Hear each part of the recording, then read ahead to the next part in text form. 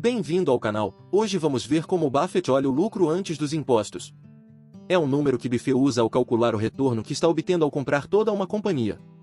Esse também é um dos pilares da sua revelação de que uma empresa com uma vantagem competitiva durável é uma espécie de equity bond. Inscreva-se para receber novos vídeos. Vamos ao livro. Capítulo 16. Lucro antes dos impostos, o número que Buffett usa. Lucro antes dos impostos designa o lucro de uma empresa após a dedução de todas as despesas, as antes da subtração do imposto de renda. É um número que Buffett usa ao calcular o retorno que está obtendo ao comprar toda uma companhia, ou uma participação parcial, por meio da aquisição de suas ações no mercado aberto. Com a exceção de investimentos isentos de impostos, todos os retornos de investimentos são calculados antes dos impostos. E, como todos os investimentos competem entre si, é mais fácil pensar sobre eles de forma equânime. Quando comprou 139 milhões de dólares em títulos isentos de impostos da Washington Public Power Supply System, WPPSS, que lhe renderam 22,7 milhões de dólares por ano em dividendos isentos de impostos, Buffett considerou que 22 milhões de dólares após impostos correspondiam a 45 milhões de dólares antes dos impostos. Para comprar uma empresa que lhe rendesse 45 milhões de dólares antes dos impostos, ele teria de gastar entre 250 milhões de dólares e 300 milhões de dólares. Portanto, ele viu os títulos da WPPSS como um negócio que ele estava comprando com 50% de desconto, em relação ao preço das outras companhias com condições econômicas semelhantes. Buffett sempre levou em consideração o lucro de uma empresa antes dos impostos. Isso lhe permite pensar sobre uma companhia ou um investimento em relação a outros investimentos.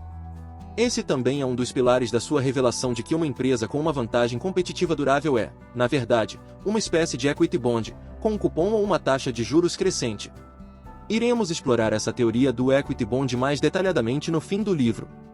Capítulo 17. Imposto de renda pago. Como Buffett sabe quem está dizendo a verdade? Como todo contribuinte, as empresas americanas têm de pagar impostos sobre a sua renda. Hoje, os Estados Unidos, esse valor corresponde a aproximadamente 35% da renda. Quando pagos, os impostos são registrados na demonstração do resultado do exercício no item Imposto de Renda Pago. O que é interessante no Imposto de Renda Pago é que esse lançamento reflete o verdadeiro lucro à empresa antes dos impostos. Às vezes, elas gostam de declarar que estão ganhando mais do que realmente estão. Surpreendente, não? Uma das maneiras de verificar se estão dizendo a verdade é por meio do exame da publicação de suas demonstrações anuais, vendo quanto de imposto de renda está sendo pago. Calcule 35% do número informado como lucro operacional antes dos impostos. Se o valor não for muito próximo ao relatado pela companhia como imposto de renda pago, é melhor começar a desconfiar. Ao longo dos anos, Buffett aprendeu que as empresas que tentam enganar a Receita geralmente também tentam enganar seus acionistas. O melhor de uma organização que possui uma vantagem competitiva de longo prazo é que ela ganha tanto dinheiro que não precisa enganar ninguém para ter um belo resultado. Capítulo 18. Lucro líquido, o que Buffett está procurando. Depois que todas as despesas e os impostos são deduzidos da receita, obtemos o lucro líquido da empresa. É nesse item que verificamos quanto dinheiro ela ganhou depois de pagar o imposto de renda. Existem alguns conceitos que Buffett aplica ao analisar esse número e que o ajudam a determinar se a companhia tem uma vantagem competitiva durável ou não. Então, por que não? Começamos por aí? A primeira etapa na lista é saber se o lucro líquido está ou não mostrando uma tendência histórica de alta. O lançamento do lucro líquido de um único ano não vale nada para Buffett, ele está interessado em saber se existe ou não consistência no lucro e, se a tendência de longo prazo é alta, dois fatores que significam a durabilidade da vantagem competitiva. Para o investidor, o percurso não precisa ser sem percalços, mas ele está procurando uma tendência de alta. Mas note, por causa de programas de recompra de ações, é possível que a tendência histórica do lucro líquido de uma empresa seja diferente da sua tendência histórica de lucro por ação.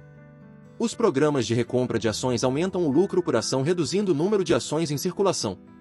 Se uma companhia diminuir o número de ações em circulação, restringirá a quantidade de ações que estão sendo usadas para dividir o lucro líquido da empresa, o que, por sua vez, aumentará o lucro por ação, apesar de o lucro líquido real não ter aumentado.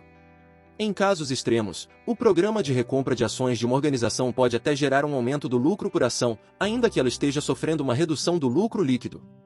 Embora a maior parte das análises financeiras se concentre no lucro por ação de uma empresa, Buffett analisa o lucro líquido dela para saber o que realmente está acontecendo. O que ele aprendeu é que as empresas com uma vantagem competitiva durável apresentam uma porcentagem mais alta de lucro líquido em relação à receita total do que as concorrentes. Buffett afirmou que, se pudesse escolher entre uma companhia que está lucrando 2 bilhões de dólares com uma receita total de 10 bilhões de dólares e uma que está lucrando 5 bilhões de dólares com uma receita total de 100 bilhões de dólares, optaria pela primeira. Isso porque a empresa com um lucro líquido de 2 bilhões de dólares está lucrando 20 sobre a receita total, ao passo que a que tem um lucro de 5 bilhões de dólares está lucrando apenas 5 sobre a receita total. Então, embora a receita total nos informe muito pouco acerca das condições econômicas da empresa, o coeficiente do lucro líquido em relação a ela pode nos revelar muito a respeito das condições econômicas de tal companhia em comparação com outras. Uma empresa fantástica como a Coca-Cola tem um lucro de 21% da receita total, e a incrível Moody's lucra 31%, o que reflete as condições econômicas superlativas dos seus mercados. Mas uma companhia como a Southwest Airlines lucra apenas 7%, o que reflete a natureza altamente competitiva do setor de aviação, no qual nenhuma empresa tem uma vantagem competitiva de longo prazo em relação às concorrentes do mesmo setor. Por outro lado, a General Motors, mesmo em um ótimo ano, quando não está perdendo dinheiro, lucra apenas 3% da receita total. Isso indica as condições econômicas ruins inerentes ao supercompetitivo setor automobilístico. Uma regra simples, e há exceções, é que, se uma empresa está apresentando um histórico de lucros líquidos superiores a 20% da receita total, há boas chances de ela estar se beneficiando de algum tipo de vantagem competitiva de longo prazo. Da mesma maneira, se uma companhia está constantemente apresentando lucros líquidos inferiores a 10% da receita total, é bastante provável que o seu setor de atuação seja altamente competitivo, sem que nenhuma empresa tenha uma vantagem competitiva durável. Isso, é claro, deixa uma enorme zona de indefinição relativa às organizações que lucram entre 10% e 20% da receita total, uma área que está repleta de empresas que podem ser ótimos investimentos de longo prazo e que ninguém ainda garimpou. Uma das exceções a essa regra são os bancos e as instituições financeiras, nos quais um coeficiente muito alto de lucro líquido em relação à receita total em geral significa desleixo por parte do Departamento de Gestão de Risco.